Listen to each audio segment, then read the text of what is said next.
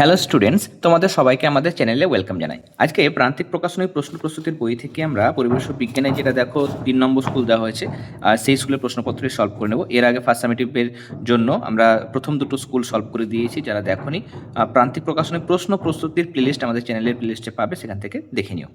একের থেকে প্রথম প্রশ্ন, দেখো এখানে এমসিকিউ দেওয়া হয়েছে। কুইনাইন পাওয়া যায় আমরা জানি সিনকোনা গাছের ছাল থেকে। খাদ্য পিরামিডের ক্ষেত্রে একদম নিচের স্তরে কী থাকে? উৎপাদক, তারপর প্রাথমিক খাদক, তারপর গৌণ, তারপর প্রগৌণ, এরকমভাবে থাকে। তো নিচের স্তরে উৎপাদক। একটি মৃতজীবী যেটা মৃত গলা জৈব বস্তু থেকে পুষ্টিরস শোষণ করে পুষ্টি সম্পন্ন করে, তাদেরকে আমরা বলি মৃতজীবী, যেমন রাইজোপাস। ওকে, এরপরে নেক্সট হচ্ছে দুধ হলো এটা একটা মিশ্র পদার্থ, কারণ দুধের মধ্যে ওই কণাগুলো বা জলীয় উপাদান যে কোনো অনুপাতে থাকতে পারে। যৌগিক পদার্থ জল, যার সংখ্যা হচ্ছে H2O। কড মাছের যকৃতের তেলে ভিটামিন ডি থাকে। ওকে, লিপ ইয়ার এটা পর্যাবৃত্ত ঘটনা, যেহেতু 4 বছর পর পর ঘটে। ভৌত পরিবর্তন এটা হচ্ছে বরফ গলে যাওয়া। কেমন? তার কারণ বরফ গলে জল হলো, সেই জল থেকে জলটাকে আমরা ফ্রিজে ভরে দিলে আবার কিন্তু সেটা মানে জলটা বরফে পরিণত হবে। রূপোর চিহ্ন হলো AG, আর্জেন্টাম হচ্ছে ল্যাটিন নাম, তোমরা জানো। ওকে, আর AU যেটা সেটা হচ্ছে গোল্ড, অরাম। ওকে, সোনার চিহ্ন এটা রূপোর চিহ্ন। এরপরে তরল ধাতব মৌল সেটা হচ্ছে পারদ হচ্ছে তরল ধাতু। চাল থেকে ভাত হওয়া সেটা রাসায়নিক পরিবর্তন। ভূমিকম্প এটা একটা প্রাকৃতিক ঘটনা। পটাশিয়ামের চিহ্ন হচ্ছে কে মানে হচ্ছে ক্যালিয়াম, ল্যাটিন নাম। ওকে, অ্যান্টিবায়োটিক উৎপাদনকারী ছত্রাক হচ্ছে পেনিসিলিয়াম। দুয়ের দাগের যে প্রশ্নগুলো আছে আমরা উত্তর দেখব। প্রথমে পরজীবী কাদের বলে? ওকে, লিখবে যে সমস্ত জীব সজীব পোষকের দেহ থেকে পুষ্টি লাভ করে, অর্থাৎ অন্য জীবের ওপর নির্ভর করে বেঁচে থাকে এবং পোষকের ক্ষতি সাধন করে, তাদের পরজীবী বলে, যেমন স্বর্ণলতা। এরপরে রজন কী কাজে ব্যবহার করা হয়? কাঠ পালিশ করার কাজে রজন ব্যবহার করা হয়। এরপর অনভিপ্রেত ঘটনা কাকে বলে? যেগুলো আমাদের বা পরিবেশের ক্ষতি করে সেগুলোকে আমরা অনভিপ্রেত ঘটনা বলবো। সেটা তোমরা দেখাচ্ছি তোমাদের, এখান থেকে তোমরা লিখতে পারো। কেমন? রাইমার্টিনের পেজ নাম্বার 44। যে সমস্ত ঘটনা জীবজগতের কাম্য নয়, যেগুলি কোনো না কোনো ভাবে প্রাকৃতিক বিপর্যয় ঘটায় বা জীবজগতের ক্ষতি সাধন করে, তাদের অনভিপ্রেত ঘটনা বলে। ওকে, যে সমস্ত ঘটনা তুমি সোজা কথায় লিখতে পারো, যেসব ঘটনা মানুষের বা পরিবেশের ক্ষতি করে সেগুলোকে অনভিপ্রেত ঘটনা বলে, যেমন গাছ কেটে ফেলা। এরপরে ফসফরাস পেন্টাক্লোরাইড, পেন্টা মানে 5, তাহলে PCl5, ফসফরাস পেন্টাক্লোরাইড হচ্ছে সংকেত। একটি অধাতুর নাম যেটা তড়িৎ সুপরিবাহী, গ্রাফাইট হবে। একটি ঘটনা যেখানে ভৌত রাসায়নিক পরিবর্তন একই সঙ্গে ঘটে, মোমবাতির দহন লিখবে। সোডিয়ামের ল্যাটিন নাম সেটা হচ্ছে ন্যাট্রিয়াম, এর জন্য এর চিহ্ন হচ্ছে সোডিয়ামের চিহ্ন Na। ল্যাক্টোব্যাসিলাস কি? এটি একটি ব্যাকটেরিয়া যা দুধ থেকে দই তৈরিতে সাহায্য করে। পরের প্রশ্ন আমরা দেখবো এবার ধাতুর দুটি বৈশিষ্ট্য।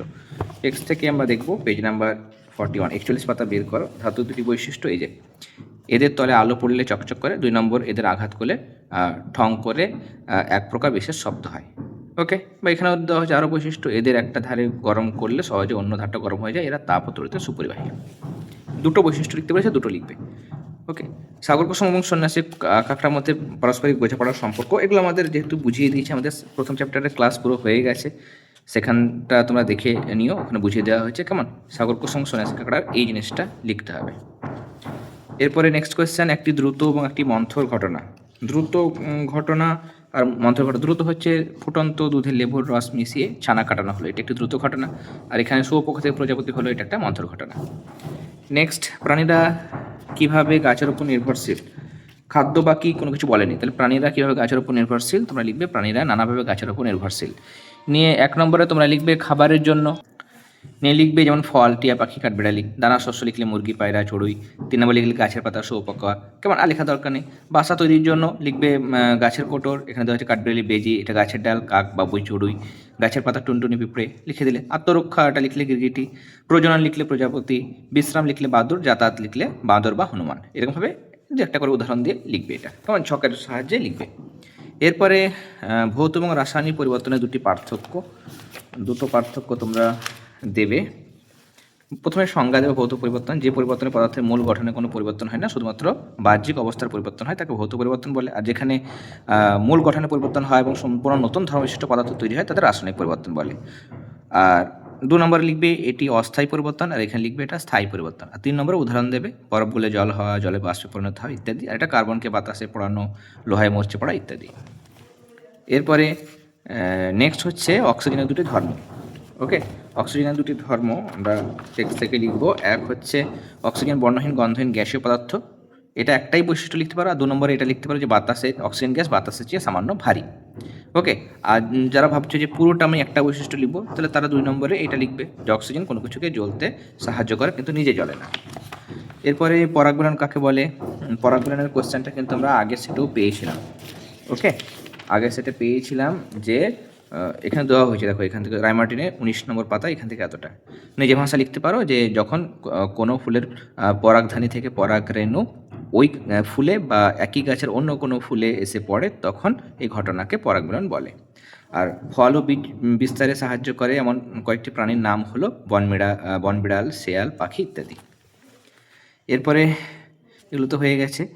আমাদের শেষ প্রশ্ন, যৌগিক পদার্থ ও মিশ্র পদার্থের দুটি পার্থক্য। এটা আমরা রায়মার্টিন থেকে লিখব। যৌগিক আর মিশ্র পদার্থের মধ্যে পার্থক্য হচ্ছে, প্রথম সংজ্ঞা দেবে, যে পদার্থকে ভাঙলে ভিন্ন ধর্ম বিশিষ্ট 2 বা ততোধিক পদার্থ পাওয়া যায় তাকে যৌগিক পদার্থ বলে। আর যে পদার্থকে ভাঙলে নতুন ধর্ম বিশিষ্ট কোনো পদার্থ পাওয়া যায় না তাদের বা শুধুমাত্র 2 বা ততোধিক নিজস্ব ধর্মবিশিষ্ট পদার্থ পাওয়া যায় তাদের মিশ্র পদার্থ বলে। এখানে নির্দিষ্ট ওজন অনুপাতে যুক্ত হয়ে তৈরি হয়, আর যে কোনো ওজন অনুপাতে যুক্ত হয়ে মিশ্র পদার্থ তৈরি হয়। ওকে, আর এদের নির্দিষ্ট গলনাঙ্ক স্ফুটনাঙ্ক আছে, এদের নির্দিষ্ট গলনাঙ্ক স্ফুটনাঙ্ক নেই। ওকে, আমাদের দুটো বলেছে, তাহলে তোমরা দুটোই লিখবে। যখন দুটো বলে দেবে তখন দুটোই কিন্তু তোমরা লিখবে। তাহলে আজকে আমরা 3 নম্বর স্কুলের সমস্ত প্রশ্নের আনসারগুলো দেখে নিলাম। আজকের ক্লাসটি ভালো লেগে থাকলে অবশ্যই ক্লাসটিতে লাইক দেবে, আর যারা প্রথমবার চ্যানেলে এসছো অবশ্যই কিন্তু চ্যানেলটি সাবস্ক্রাইব করে নিও। তাহলে তোমরা সবাই খুব ভালো থেকো, সবাইকে অল দ্য ভেরি বেস্ট।